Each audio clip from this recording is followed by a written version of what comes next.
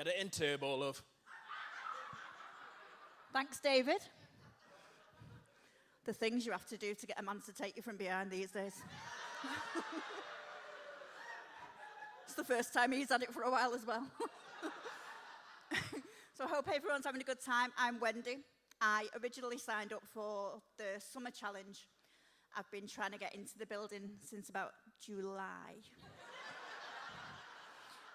Accessible. Maybe not. So in fairness, I do often get people offer to help with access issues, which is really kind.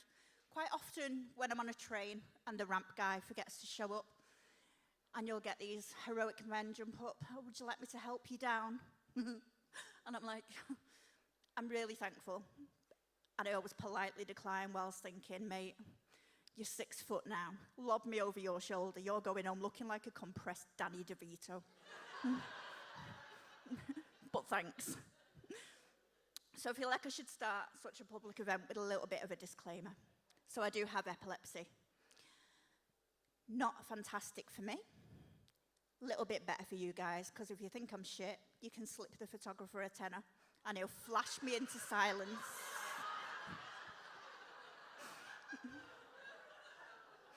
Doesn't cost much. Anybody enjoy the Australian break dancer at the Olympics this year?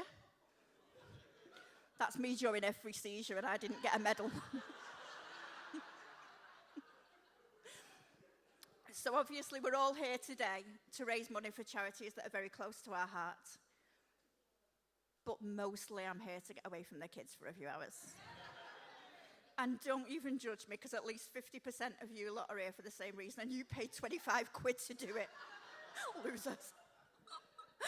No, I love parenting most of the time. Pregnancy, didn't love that quite so much. I went into my first labour very naively, as I think most mums do. I was going to be Earth Mother. I went in with this beautifully written birth plan. I had whale music to play in the background. I had aromatherapy oils.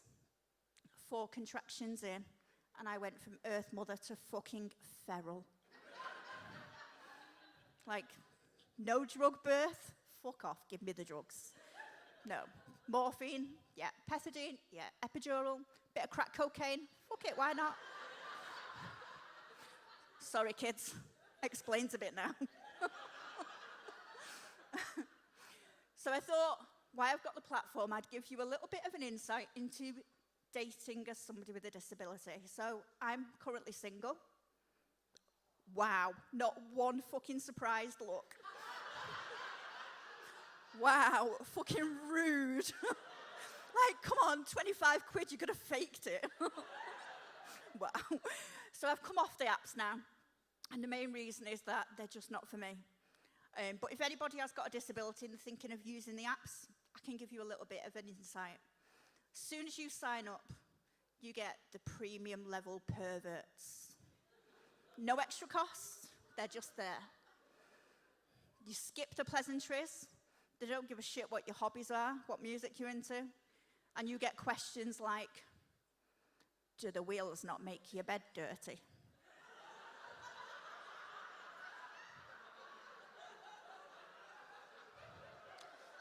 Ooh, that's not how it works, love.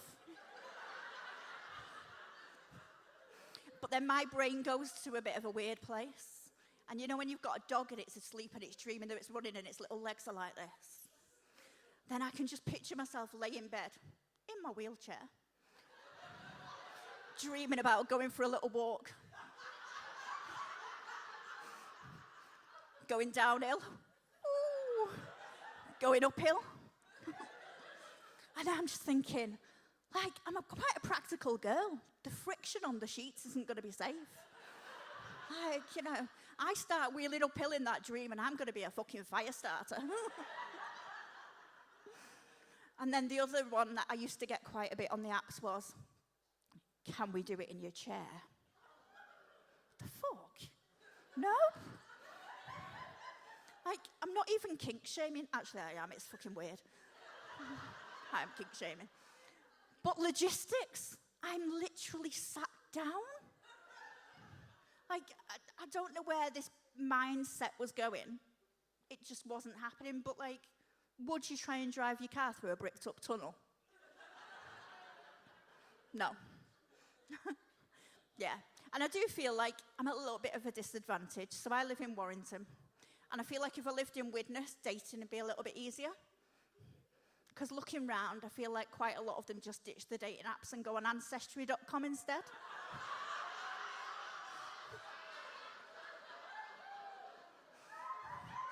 Don't shout at me. Go home and tell your cousin.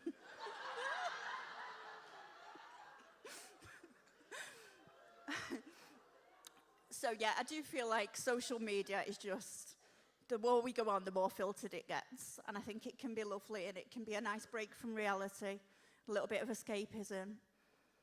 But there's a bit of a bitch in me that just gets irritated by it. And you see all these posts of pictures of people with lovely comments like, gone too soon and at peace now. It's lovely.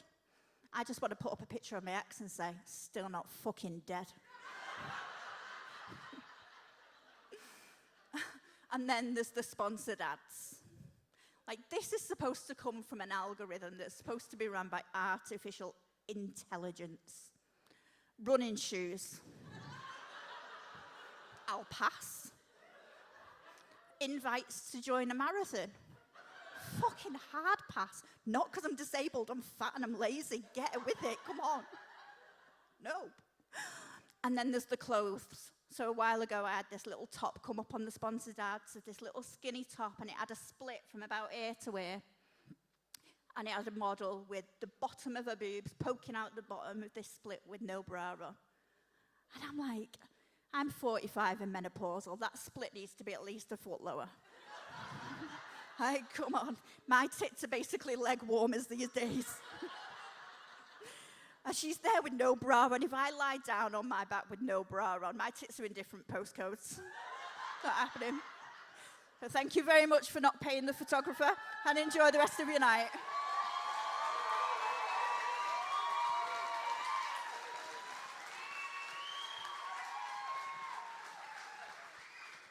Wendy Pitts, everyone!